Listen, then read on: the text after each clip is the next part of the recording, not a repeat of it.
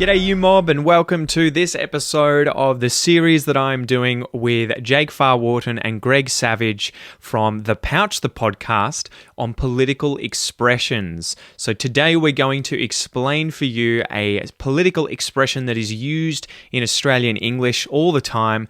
Don't forget to go and check out their podcast, The Pouch, if you want to learn about all things Australian politics. So guys, I hope you enjoy this informal, fun discussion. Three guys getting together, having a bit of a laugh whilst talking about Aussie politics and also trying to teach you some Australian English at the same time. All right, guys, so tap the currawong and let's get into it.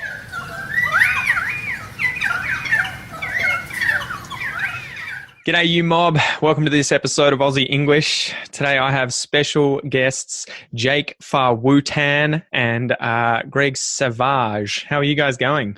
Well, that's offensive. I like it. I think I quite like that. I haven't. We come up with a different name for every episode of our podcast, but it's like our middle name. So I'll be like Gregg. I'm sure there's a Virgin joke in there somewhere, Savage, but it's just my middle name. But I like Jake. Farr-Wharton. That's Farr-Wharton. Yeah, do not fuck with the Wu-Tang Clan. Well, do you swear? Do you swear on your podcast? Yeah, 100%. It's meant to be natural English, so you guys have at it. At it. It's all right. There's been plenty of shows with swear words on iTunes already, so they're already not getting delivered to whatever countries don't allow that. So it's been a while. Yeah. Well, I'm excited about not swearing. That moral high ground, huh, Jake? Yeah. Oh yeah. I like to look down from my high horse on everyone. Exactly. Anyway, all right. So I've got you guys on today because you guys have recently started a new podcast called The Pouch. I don't know if it's called The Pouch, the podcast, or if it's called The Pouch. And on iTunes, on the Apple Podcast, it's just called The Pouch. But when you say The Pouch, the podcast, it's a bit more fun, And we like to have a bit of fun on The Pouch. So on The Pouch, the podcast. Yeah, so tell us about it. How did you guys come up with The Pouch? What's the idea, the main reason for you two getting together on a weekly basis and having a chinwag? That's you, Gregg. Well, yeah. Look, it honestly started because I was really interested in American politics, and I became really, really obsessed with what was happening in America. I kept checking the news all the time, seeing what was happening with like Rudy Giuliani, and seeing whether or not Donald Trump was going to jail yet. And I spoiler alert, he's still out. Yeah, and I just I suppose I just became a bit distant from what was happening here in Australia. And I thought, well, what a great way to sort of get back into it would be to chat to someone super knowledgeable. So I rang one of my other friends who wasn't Jake. And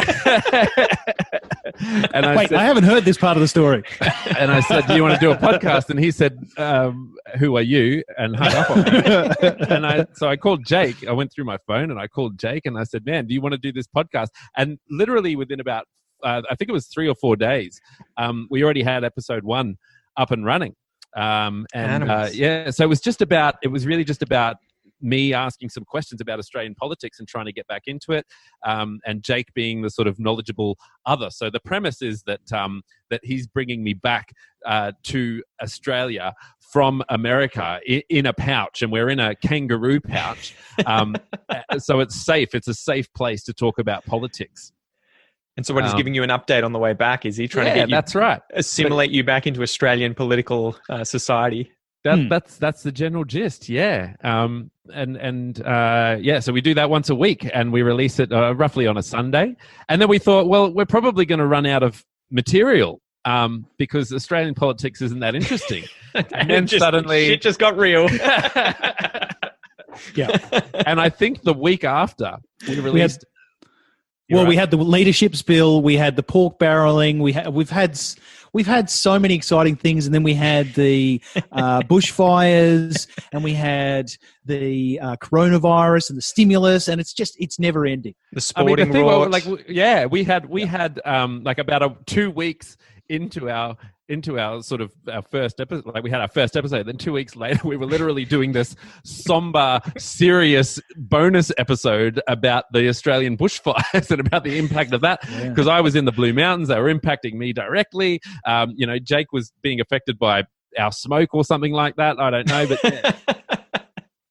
Well, how funny was that with Canberra, though, right? The bushfires were, tens of kilometres, hundreds of kilometres away from Canberra, but the smoke got there, sunk into, this little bowl that is the geography of Canberra and stayed there for weeks.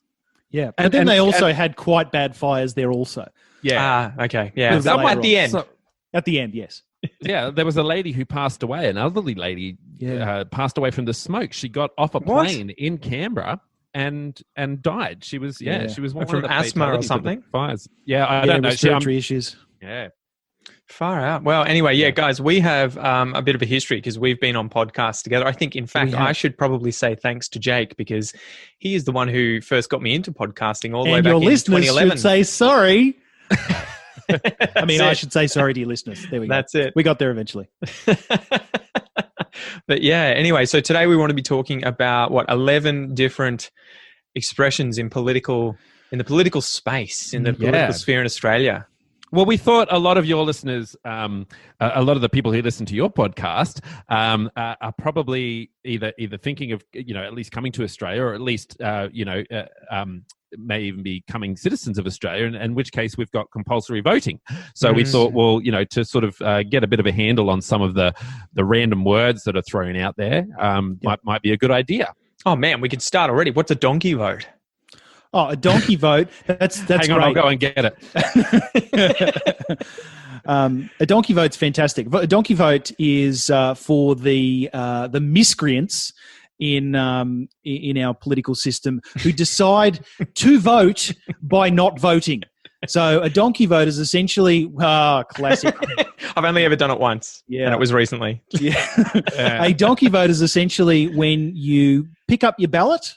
So you pick up your ballot paper at the to make your vote, and instead of voting in the correct way that would see your vote count towards the election of one person or another, or one party or another, you essentially either deface it, or you don't mark it up, or you write your name on it. This is from Pete. I call it abstain, but don't complain. Oh, nice. Yeah, it rhymes. It must be true. That's it. I didn't even do that. I walked up and I literally, I can't even remember why. I'd come back from Canberra. We were doing the local election. And I was like, look, I literally just have no idea. I don't care. I'm out of it. I'm just so out of it. So my vote shouldn't even count. So I just walked up, had my name ticked off, and she was like, here's your ballot. And I'm like, oh, good, thanks. See ya. Hey. Oh, wow. Okay, yeah. You didn't even pretend. I didn't even waste the paper. That's how green I am. I have heard some pretty good excuses for why people do a donkey vote. I know that we've got a news presenter here in Australia, Virginia, who was on ABC News Breakfast. I forget her. Virginia Woolf. Vitroli or Virginia Trioli. That's right. She's a Brisbaneite. Yeah, so she is on the news, and because she interviews politicians all the time, because she's quite politically active when it comes. She admits that she doesn't vote, and I've always been. It always gets me a bit cranky, I suppose, if I hear about people who do donkey votes. But when she explained it, this is me. This is my cranky face. But I sort of thought that's pretty reasonable, like at least then when she's interviewing people, she's not, she doesn't have a particular bent or anything like that. So I thought that was good.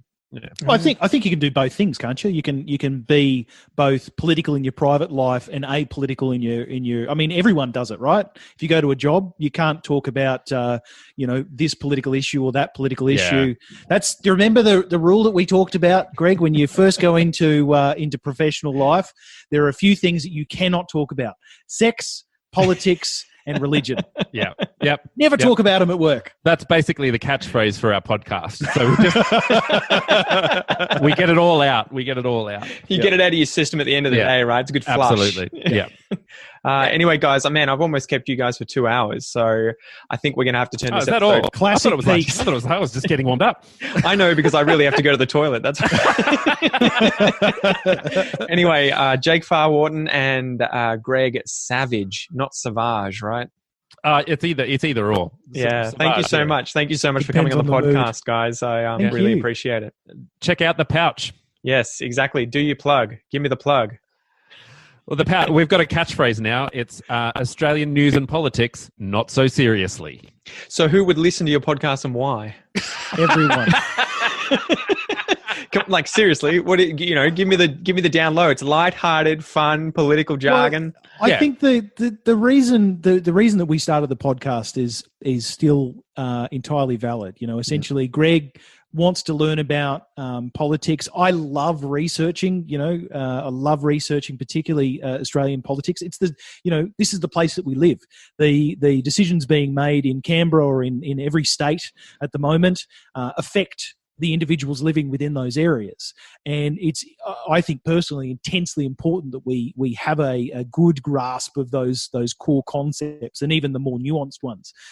So for me, being able to ask those questions and answer them in a way that is both engaging and at the same time, we don't take it so seriously. We try to have a joke, and we try to keep it as lighthearted as possible, whilst being as informative as possible. Yeah, it's for those people who maybe don't spend their days thinking about politics, but are curious about certain things and wouldn't mind as sort of a lower level discussion about what's happening in Australia. I think that would be our target market. If you're reading Guardian annuals every single day, I'm not sure where for you, but if you're